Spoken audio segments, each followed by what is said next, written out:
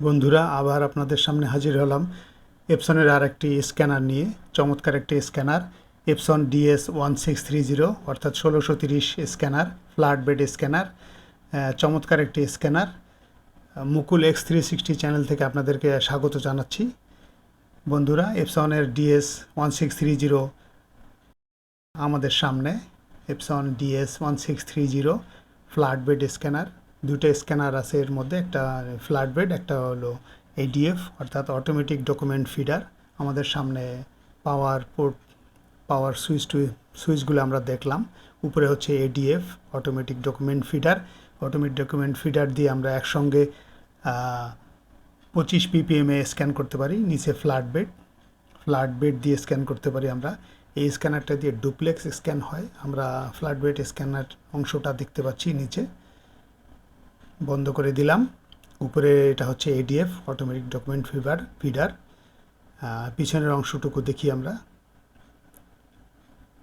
পিছনে USB port, এপসনের DS 1630 USB port দেখতে পাচ্ছি। USB পোর্টের বাম পাশে পাওয়ার পোর্টটা, 2 পিনের পাওয়ার পোর্ট। চমৎকার একটি স্ক্যানার। 2 পিনের পাওয়ার পোর্টটা দেখতে পাচ্ছি আমরা। বাম পাশে পাওয়ার পোর্ট, ডান পাশে USB পোর্ট। এপসনের DS 1630 flatbed scanner, 25 ppm scan speed. Duplex scan করতে পারে 10 ppm।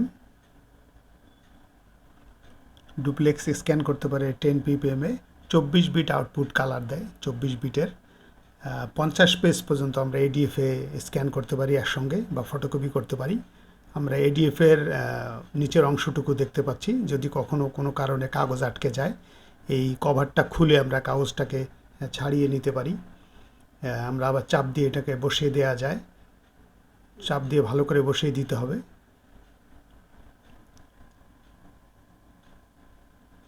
বন্ধুরা আমরা অবশ্যই এর ড্রাইভারটা আমাকে ডাউনলোড করে নিতে হবে epson.com এশিয়া ইন্ডিয়া থেকে।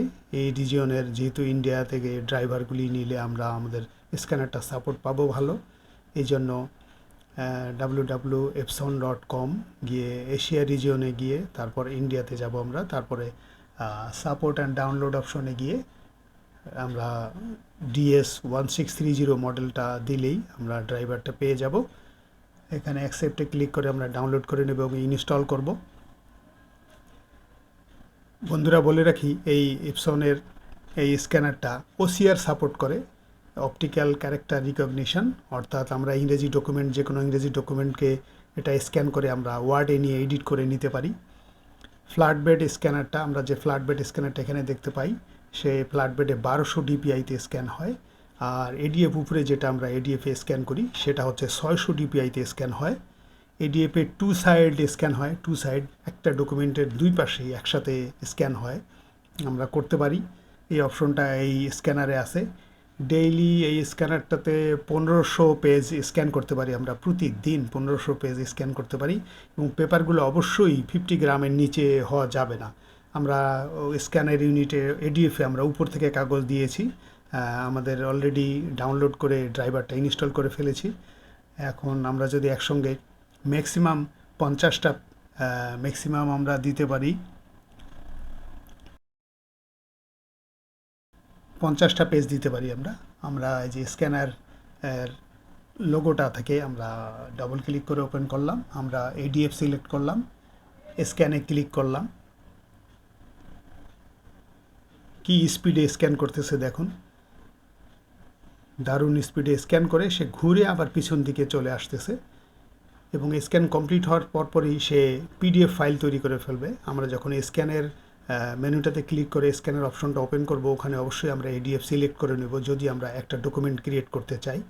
এভাবে দ্রুত গতিতে 25 ppm স্পিডে স্ক্যান করতেছে নর্মাল পেজগুলো। আমরা যদি ডুপ্লেক্স করি তখন 10 ppm হবে। এই যে আমরা সবগুলো স্ক্যান করে ফেললাম এবং সঙ্গে সঙ্গে অটোমেটিক সে PDF ফাইল ক্রিয়েট করে ফেললো। আমরা PDF ফাইলটা দেখি। এভাবেই আমাদের এপসন DS 1630 স্ক্যানারটা দ্রুত স্ক্যান হয়। বন্ধুরা, আমার এই ভিডিওটা যদি আপনাদের উপকারে আসে, নিজেকে ধন্য মনে করব।